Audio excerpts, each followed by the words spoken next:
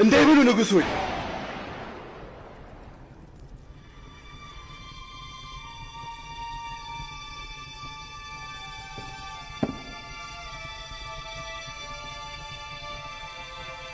ይህን ምግብ እንዳይመገቡ ተመርዟል። አንተ ከሃዲ!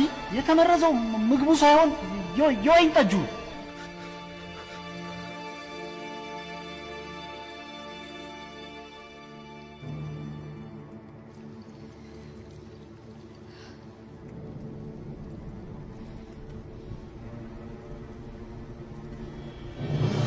ባራሙዋ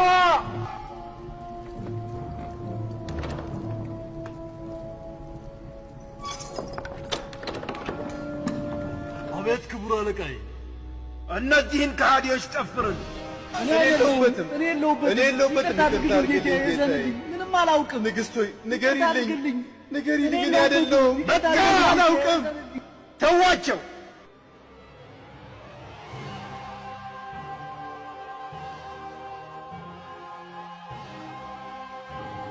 ሐሳባችሁ ምን እንደነበር ማወቅ እፈልጋለሁ።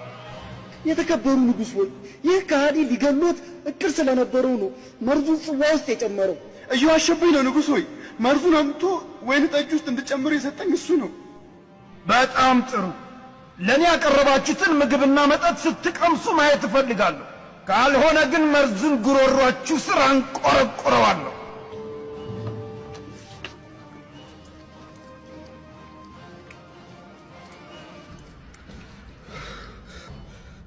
እንዲጠጡት ካዘጋጀሁት መጠጥ ጋር መርዝ አልጨመርኩም። እመኑ። ተራው ያንተ ነው። የምግቡን ጣዕም ማወቅ እፈልጋለሁ። ምንም ሳታስተርፍ ብለው። ቤላሩስ እንዴት እንደጠጣው አላየህም? ጀምር።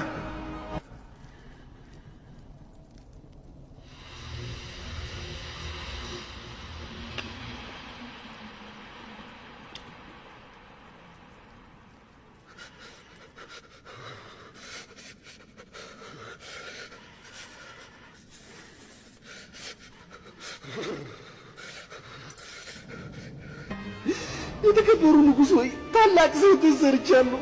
ይቅርታ አድርጉልኝ። በአማልክት ይሁንቦ ይቅርታ አድርጉልኝ፣ ማሩኝ። ያዟቸው። ይቅርታ አድርጉልኝ። ስህተት እንደሰራሁት አለቄ። ይቅርታ አድርጉ። ምህረት አድርጉልኝ። ምህረትዎን ይለግሱኝ። እዘኑልኝ። እሱ ካላዘኑልኝ ማን ያዝንልኛል?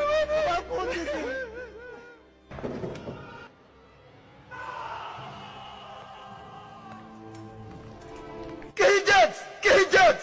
በገዛ ቤተ መንግሥቴ ውስጥ እኔን ለመግደል የሚያሰሩ ከሃዲዎች! አሁኑኑ አንገታቸውን ቆርጣችሁ አሳዩ። ዋጋቸውን ስጡልኝ።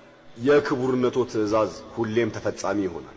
እንደኔ ሐሳብ ግን ትንሽ ብንረጋጋ የሚሻል ይመስለኛል። እንድንረጋጋ ትፈልጋለህ? ከሃዲዎቹ አሳዘኑ እንዴ? በፍጹም ንጉሥ ሆይ፣ እርምጃ ከመውሰዳችን በፊት ጀርባቸውን ማጥናት ይኖርብናል ነው የምለው። ድርጊቱ ከነሱ የመነጨ አይደለም። የላካቸው ሌላ አካል ስለመኖሩ ጥርጣሬ የለኝም። እኔ ራሴ ቃላቸውን እቀበላቸዋለሁ። መልካም። እያንዳንዱን ነገር በፍጥነት አጣርተህ አቅርብልኝ። እጠብቅሃለሁ።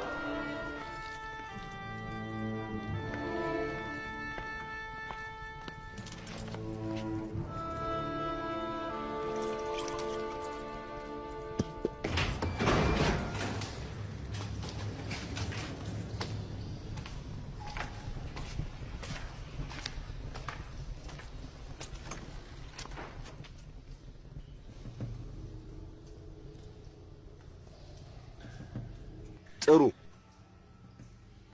ማን እንደላካችሁ ማወቅ እፈልጋለሁ።